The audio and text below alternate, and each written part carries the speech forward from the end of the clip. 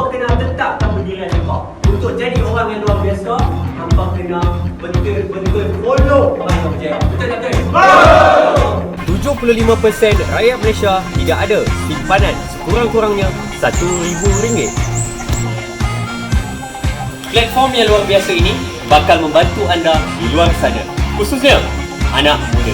Rahsia orang-orang yang berjaya dalam hidupnya dia ada 3 ya. Yang pertama tidak putus asa, yang kedua tidak putus asa, yang ketiga tidak putus asa. Tidak ada lagi manusia kat muka bumi ni yang dia berputus asa dan dia berjaya. Ya, kerana apa? Kerana Allah SWT ni maha kaya, maha agung, maha berkuasa.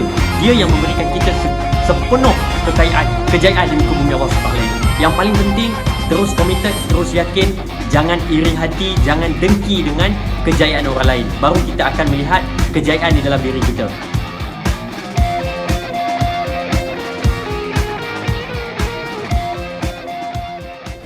Assalamualaikum warahmatullahi wabarakatuh.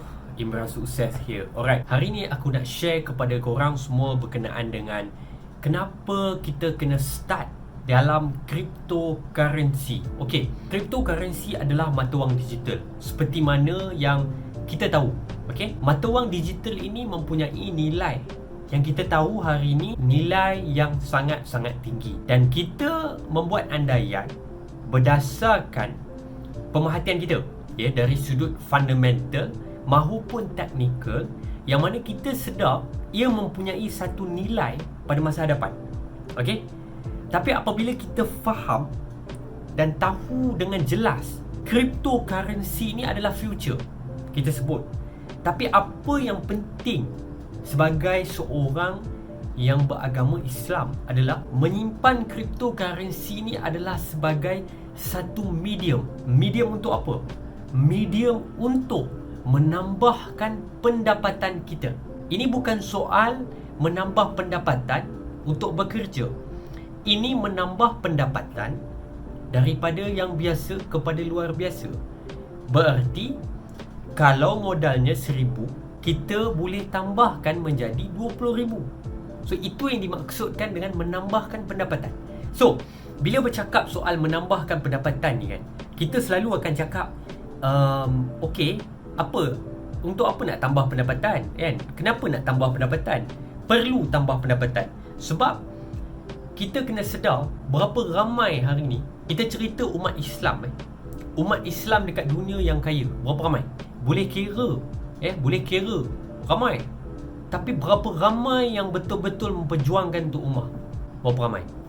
Kalau kita tengok contoh macam Arab Saudi, apa harapan kita kepada Arab Saudi? Oh, Arab Saudi sepatutnya menjadi orang yang menjadi pembebasan kepada Palestin. Betul. Tapi apa yang berlaku kepada Palestin hari ini?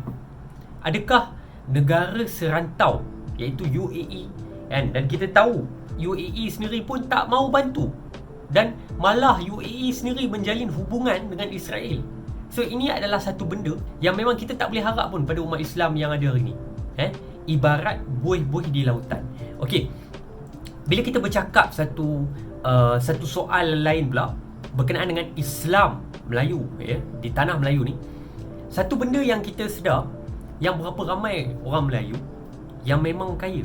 Dan kalau kita tengok carta bilionaire atau milionaire yang ada di dalam Malaysia ni pun, kita dapat tahu, mungkin kita cakap Tan Sri Sheikh Mokhtar, Al-Bukhari itu antara Melayu terkaya lah yang ada. Tapi kalau kita betul-betul faham, itu je lah seorang. Yang lain yang selalu tunjuk Lamborghini, tunjuk Mustang, tunjuk kekayaan, So apa dengan dia orang pula? So macam mana dengan dia orang? So kita tolak cerita tu. Kita menceritakan tentang akhir zaman pula. Akhir zaman ni kita tahu yang kalau kita tahu yang Nabi dia cakap, akhir zaman ni kita akan berbalik pada zaman-zaman dahulu, iaitu kita akan guna emas.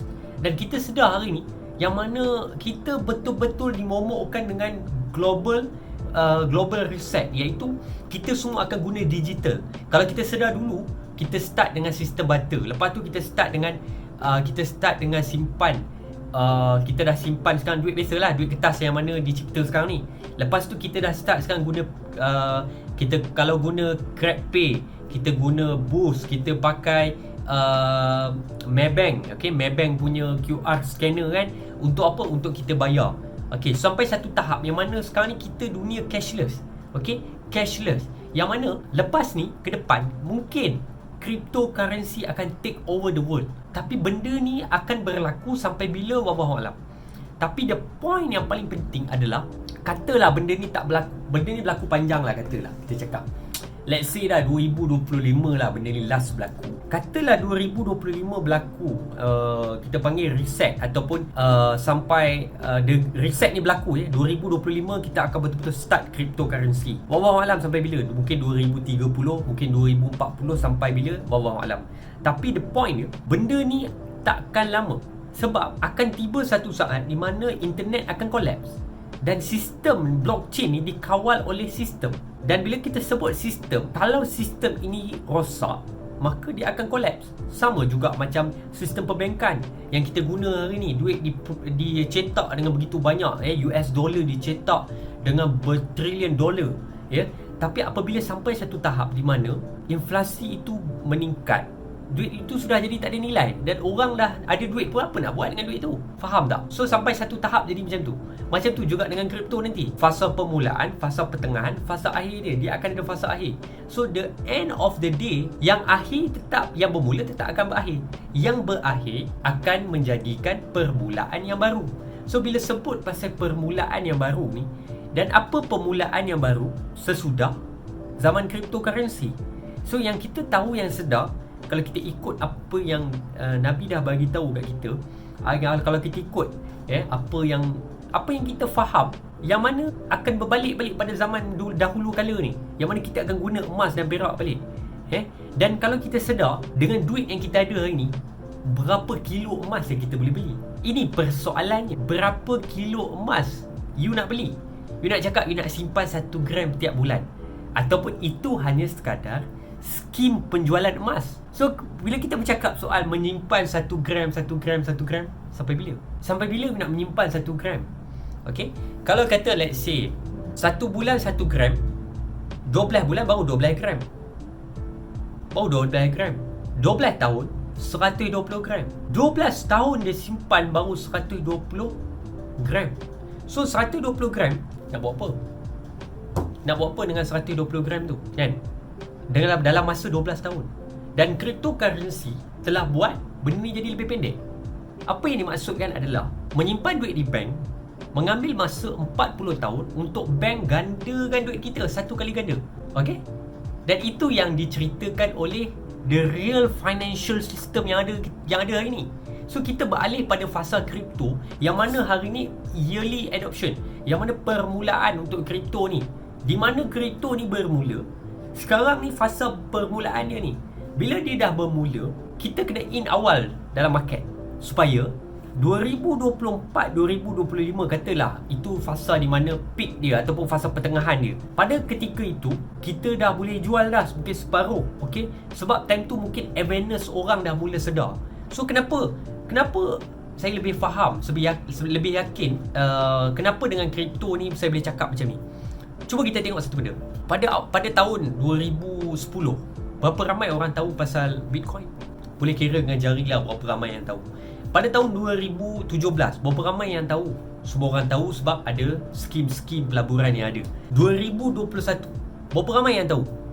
Dan kalau kita tengok market cap pun dah cecah lebih tinggi daripada yang sebelum ni. Ini menunjukkan orang dah mula sedar. Dulu kat sini, sekarang kat sini, orang dah mula tahu dan sedar. So bila sebut orang dah mula tahu dan sedar ni, satu benda je, 2025 agak-agak apa akan jadi dengan diorang? Diorang akan cakap, oh dah terlambat, kita kena masuk. So ramai orang yang takut-takut sebelum ni, yang berpegang kepada financial system yang ada hari ni, akan start dengan kripto. So pada ketika mereka nak start, apa kita buat? Time tu kita nak jual. Time tu adalah masa terbaik untuk kita jual. Bila kita jual, mungkin you akan fikir you nak jual semua, nak jual separuh, nak jual itu terpulang. Tapi the point dia, bila you jual, di mana you nak tukarkan duit you?